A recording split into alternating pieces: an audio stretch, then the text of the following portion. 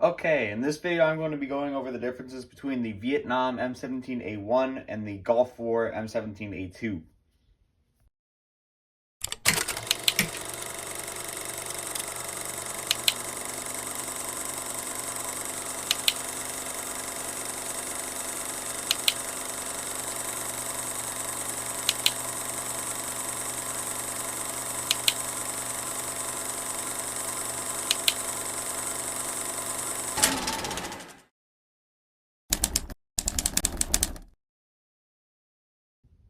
Right from the start, both of these masks look pretty much the same, except my M17A2 over here on the left has an M6A2 chemical hood.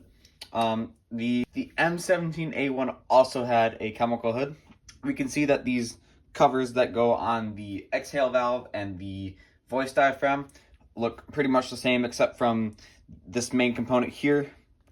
On the M17A1, we can see there's no lever or tube. Really what this is, this right here is a drinking tube that you would be put into a canteen. Over here I have a canteen. This is the type of cap that you would have been issued if you had the M17A2 gas mask. You take the cap off and take this out of its little holder and you put it in to the mask and push down, which opens a valve in here and a valve in here, and then you would turn that upside down and drink it. I have already done a video on how to do that. That was actually one of my first videos, so it is not the best, but it does show you how to. That's really the only big difference between these two masks. I see a lot of people get that wrong. If you search up M17A1 gas mask on Google and you go to images, what you'll find is actually a lot of photos of soldiers wearing this exact gas mask with the hood, and that's actually not correct at all.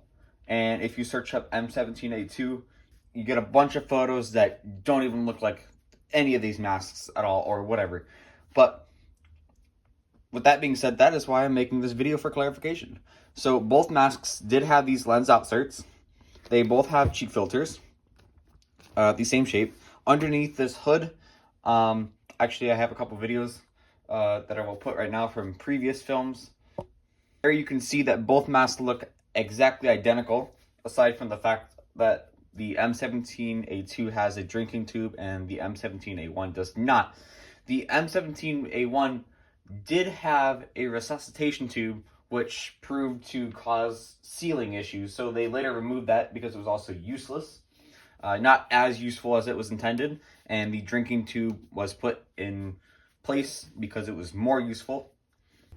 Here, if you look inside the mask, we can see we have this flap here that would seal on your chin. Your chin would sit here. We have the oral nasal cup. We have these valves right here, which would defog your lenses inside, prevent them from bogging up. We have the nose cup, the oral nasal cup. We also have these flaps to replace your cheek filter. We have a 6-point head harness, and there's your voice amplifier.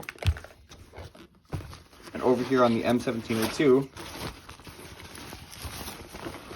we can see it still has the 6-point head harness. 1, 2, 3, 4, 5, 6. Here we have that flap for your chin to rest in. Now, this is 60 years old and this is 40 years old, so the rubber is better on here and it's not dry anymore. Not dry. We have those flaps again to replace your filters. We have that valve to prevent your lenses from fogging up, and we also have the oral nasal cup, and in here we have the voice diaphragm, but also we have that straw. What that lever actually does, if I can get my camera to focus, is it actually pushes it towards your mouth. Those are really the only differences. Both have the same style carrier, and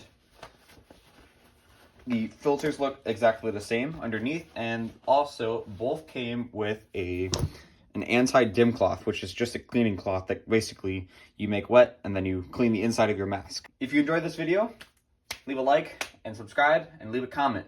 Also, don't forget to check out our Discord channel, Militaria History.